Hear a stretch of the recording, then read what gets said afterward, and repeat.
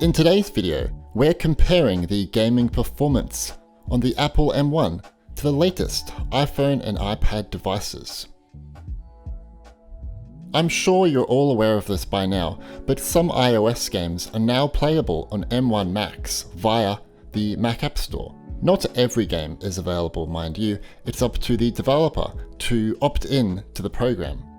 As you can see, The Witness has its iPad version available to download, but you can't play in full screen, you can't change any graphical settings, and the game is capped at 30 FPS for this version because you're just playing the iPad version.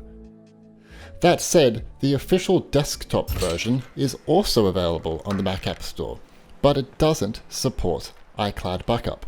I'm not sure why the developer of this puzzle adventure has allowed for the iPad version to be downloadable here.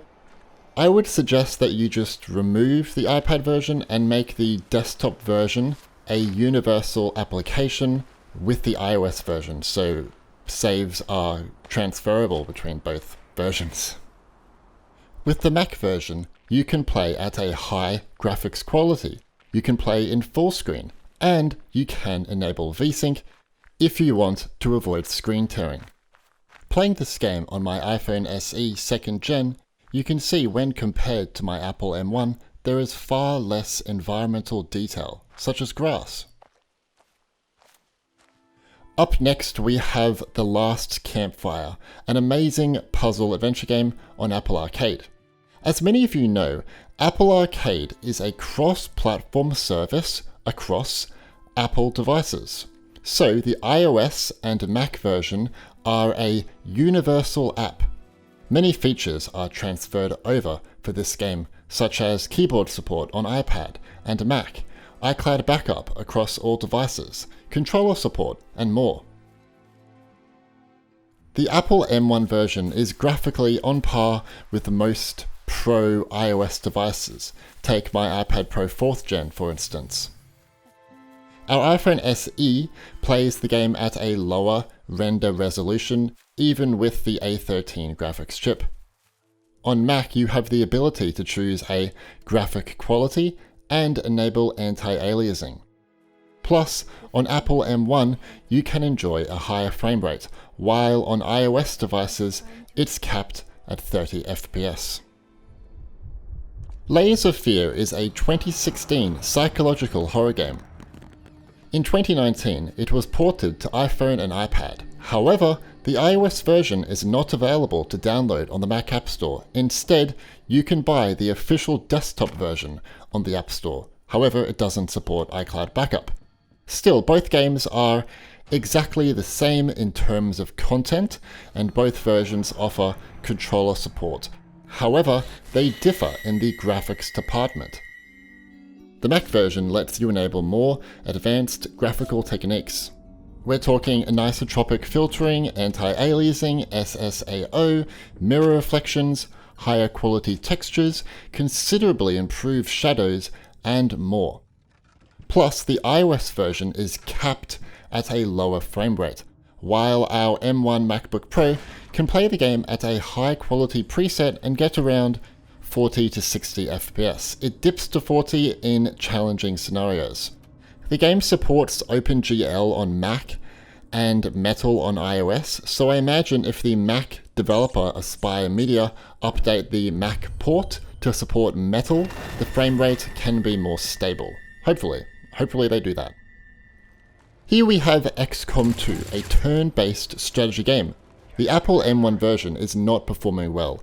Even at low settings, it gets 23 FPS on average. I'd say this is because the game supports OpenGL on Mac, so if Feral decide to update it with Metal API support and official Rosetta 2 support, performance should jump up easily. Most iOS devices play the game at 30 FPS, some low-end devices play at 25 FPS, and Pro devices can manage a higher frame rate. The iOS version's visuals have been lowered quite considerably, so if you are hoping to play the game with higher graphics, maybe wait for the M1 version to be updated. iCloud backup is not supported. That said, You can actually transfer your save progress from iOS to the Steam version by logging into iCloud on your computer and dragging files into the Steam save location. Cool. This is sadly not supported for the Mac App Store version. Asphalt 9 Legends was the first Mac App Store game to be a universal app with iOS, obviously meaning your save progress is saved between mobile and Mac. The game looks fantastic on iOS, however, you can't manually change any settings apart from 60 FPS support. That said, Pro devices should be able to play the game at max settings by default. On Mac, you can manually enable these advanced features such as resolution scale, anti-aliasing, bloom, depth of field, motion blur, God rays, reflections, and a low to high quality preset, and obviously 60 FPS.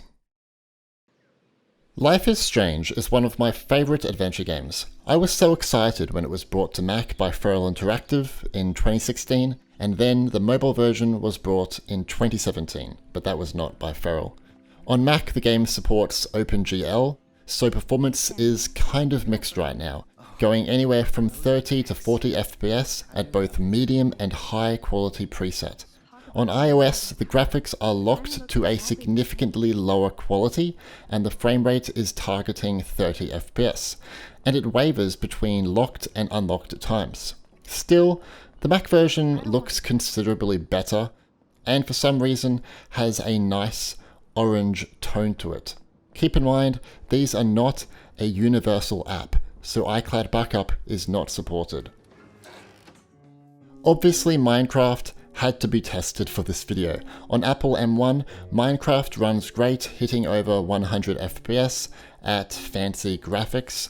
On iPhone and iPad, you can enable some fancy graphics, or whatever you call it, and the game does play at 60 FPS by default. But it does see some occasional stuttering.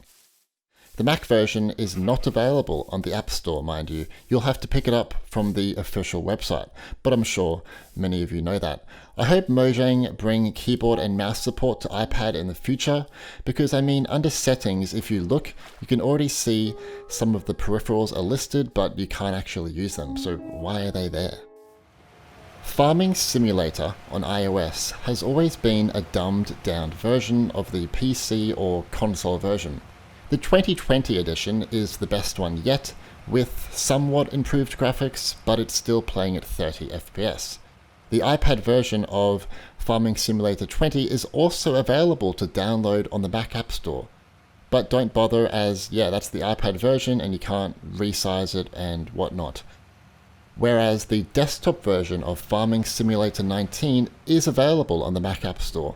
The main difference with the desktop version of FS19 is that you can change some graphical settings, and best of all, you can exit vehicles and enjoy a first-person mode.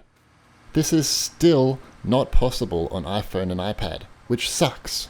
On our M1 MacBook Pro, the game sees 60 FPS on average at high quality, but it did crash to the desktop a few times when moving the camera. Next is Interloper, an intense space combat sim. The game is thankfully a universal app on the App Store, so your progress is saved across iPhone, iPad, Apple TV, and Mac. Across all devices, you can manually change video settings and play at a high frame rate, if your device can handle it. The developer told me that performance can tank on iPhone and iPads when running at highest settings, and even on Intel Macs this can occur too. Well, on our M1 MacBook Pro, playing at highest graphics with a high frame rate enabled, we faced no issues. I really dig the game's sound design too. It's super satisfying, especially when shooting at enemies and hearing the low boom effects. Look, it's not a next-gen title, but with all the different effects on screen, I'm impressed it never stuttered. Please try out this game if you love space shooters or combat simulators. What you're looking at here is Atom RPG, a post-apocalyptic indie game inspired by classic CRPGs such as Fallout, Wasteland, Deus Ex, Baldur's Gate, and many others. On Apple M1, the game can play at fantastic graphics quality and sees well over 70 frames.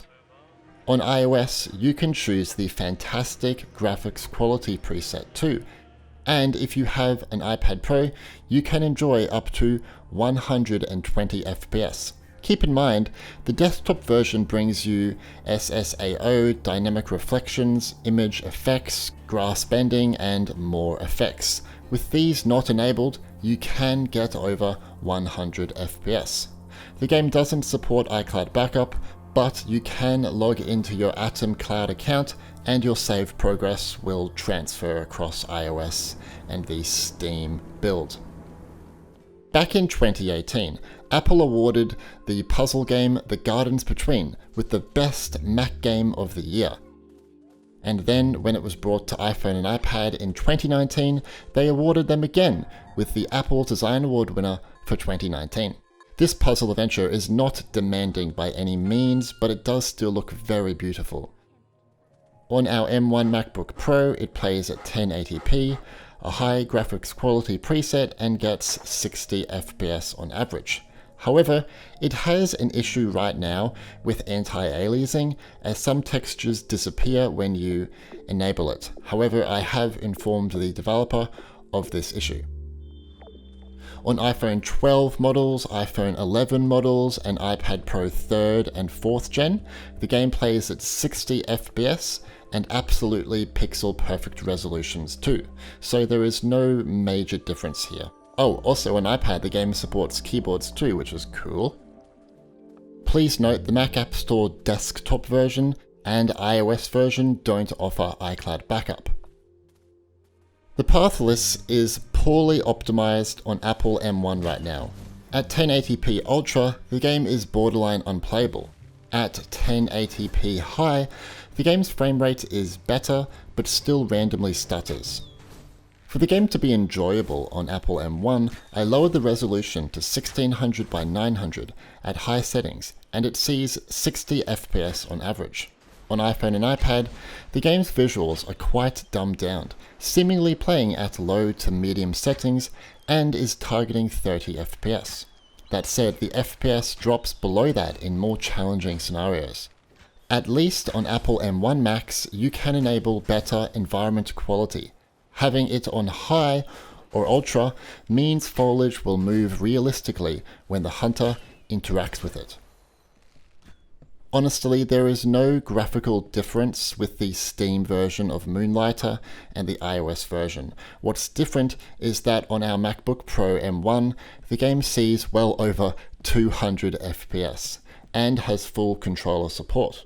While the game is playing at over 200 FPS, it's a little bit overkill unless you have a monitor that is over 60 Hz. On iPhone and iPad, the game has partial controller support too. It works for gameplay only, not menu interaction, which is annoying, and plays at 60 FPS. I got a lot of requests to take a look at this turn-based strategy 4x game. In 2019, the desktop Mac version was updated from OpenGL to Metal API support. On Mac, the game has a handy benchmark feature. Using it, we can see at the high quality preset, it sees around 25 to 30 FPS on average, while on medium it sees closer to 40 FPS on average. I believe on iPhone and iPad the game plays at 30 frames, and it has a lower render resolution quality. Please note the desktop Mac App Store version and iOS version are separate apps. On iPad though, the game supports keyboards, which is awesome. What do you think of the differences between the Apple M1 and the iOS devices in terms of gaming performance? Are you impressed? Disappointed? Let me know in the comments. Also, what other Apple M1 videos would you like to see in the future? Leave a like to show your support, and subscribe and turn on notifications to stay up to date with everything Apple gaming related. Anyway, my name's Stewie and thanks for watching.